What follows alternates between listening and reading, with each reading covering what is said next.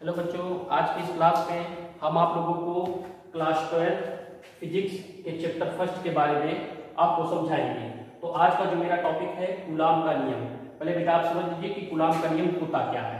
तो दो स्थिर, स्थिर का मतलब वो रुका हुआ है, उसमें परिवर्तन नहीं है, बिंदु आवेशों चार्जेस के बीच लगने वाला आकर्षण अट्रैक्शन अथवा प्रतिकर्षण रिपल्सन का बल दोनों आवेशों की मात्राओं के गुणनफल के अनुक्रमानुपाती तथा उनके बीच की दूरी के वर्ग के व्युत्क्रमानुपाती होता है। तो सबसे पहले बच्चों आज आप पहले इन दोनों चीजों के बारे में देखें कि आकर्षण क्या होता है और आपका प्रतिकर्षण क्या होता है, वो भी चार्जेस के बीच में। तो मोस्टली आपने सुना होगा कि जो दो चार्ज होते हैं, एक पॉजिटिव होता है एक नेगेटिव। आपने घर में सेल देखा होगा, बैटरी देखा होगा, तो सेल में पॉजिटिव होता है और निगेटिव होता है। उसी प्रकार बैटरी में आप देखते होंगे जो रेड साइन रहता है वो पॉजिटिव का रहता है और जो ब्लैक होता है वो निगेटिव का होता है। तो यहाँ पर आप देखेंगे यदि दो समान आवेश होंगे अर्थात प्लस प्लस होंगे या माइनस माइनस होंगे तो रिपल्सन करेंगे अर्थात प्रतिकर्षण करेंगे। ये प्रतिकर्षण करेंगे। प्रतिकर्षण का मतलब ये होता है कि ये एक दूसरे के पास नहीं आएंगे बल्कि एक दूसरे से दूर जाएंगे। दूसरा आप देखिए यदि प्लस माइनस या प्लस माइनस, आप ऐसे कह सकते हैं कि दो अपोजिट यदि साइन होंगे चाहे प्लस माइनस या माइनस प्लस होंगे तो क्या करेंगे, अट्रैक्शन एक दूसरे के पास आएंगे, एक दूसरे के पास आएंगे।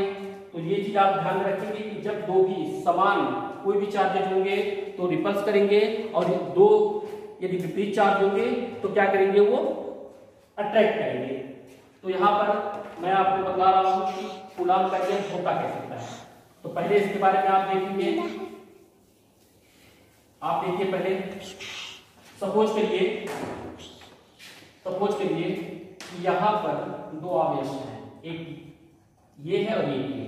सपोज करिए कि इसको हमने मान लिया Q1 और इसको हमने क्या मान लिया बेटा Q2। अब दो आवेश हैं तो उनके बीच कोई ना कोई क्या होगी, दूरी होगी। उनके बीच कोई ना कोई दूरी होगी। तो सपोज के लिए कि मैंने जो उसकी डिस्टेंस मान ली वो क्या बेटा r है, उनके बीच की दूरी r है। तो हमने अभी आपको बताया यहाँ पर दोनों जो आपके चार्जेज है दोनों पॉजिटिव है, Q1 भी पॉजिटिव है Q2 भी पॉजिटिव है। तो इट्स मीनिंग ये हुआ कि दोनों एक दूसरे को रिपल्स करेंगे, दूर भेजेंगे। अब कूलाम ने आपको बताया कि दो स्थिर है, ये भी स्थिर है ये भी स्थिर है। अब इन दोनों में प्रतिकर्षण होगा, लेकिन प्रतिकर्षण होगा कैसे, तो प्रतिकर्षण में कहा उन्होंने कि बल जो फोर्स है वो दोनों चार्जेस के मल्टीपल के अनुक्रमानुपाती होता है।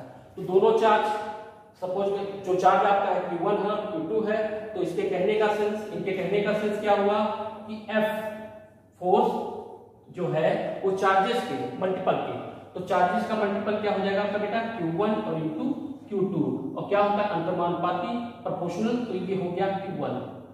अगला क्या है, अगला इसी में बताया गया कि गुणनफल के अनुपाती तथा उनके बीच की दूरी के वर्ग के व्युत्क्रमानुपाती होता है। तो कौन बीच की दूरी के वर्ग के व्युत्क्रमानुपाती होता है, तो फोर्स होता है। तो दूसरा इक्वेशन आप देखेंगे F प्रोपोर्शनल टू 1/r। व्युत्क्रम का मतलब होता है उल्टा। इक्वेशन नंबर हो गया सेकंड। यहाँ पे आप देख रहे हैं कि F के प्रोपोर्शनल Q1 और Q2 है, यहाँ पर आपने देखा F के प्रोपोर्शनल 1/r² है।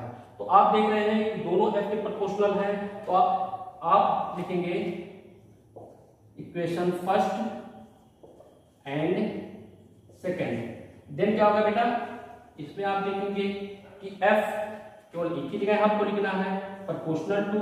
यहाँ पर देखिए आपका अंश में Q1 Q2 है, हर में r² है, न्यूमरेटर में Q1 Q2 है और डिनोमिनेटर में r² है। तो आप लिखोगे Q1 इंटू Q2 अपान क्या हो गया r²। आपने पिछले क्लास में पढ़ा होगा कि प्रोपोर्शनल को कभी भी हटाते हैं तो कोई ना कोई नियत मान रखते हैं, जो मान नियत है।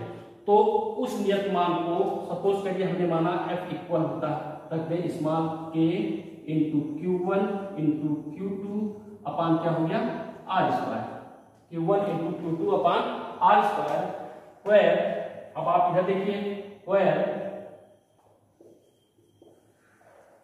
K इक्वल होता है 1/4 pi epsilon not into 1/4 pi epsilon not, या इसी को आप कहते हो 9 इंटू 10⁹9 न्यूटन मीटर स्क्वायर प्रति कूलम स्क्वायर। एक वैल्यू बेटा देखिए यहाँ पर आई, k equal 9 into 10⁹9 newton metre square प्रति कूलम स्क्वायर। तो यहाँ पर आप देख रहे हैं k आया था, इसको सपोज करिए ये इक्वेशन आपका क्या है, थर्ड है। इस इक्वेशन में आप k की जगह पर 9 इंटू 10⁹9 न्यूटन मीटर स्क्वायर प्रति कूलम स्क्वायर पुट कर सकते हैं। देन क्या हो जाएगा, F इक्वल हो जाएगा 9 इंटू 10⁹9 Q1 इंटू Q2 अपान R स्क्वायर, और F की जो यूनिट होती है वो क्या होती है बेटा, न्यूटन।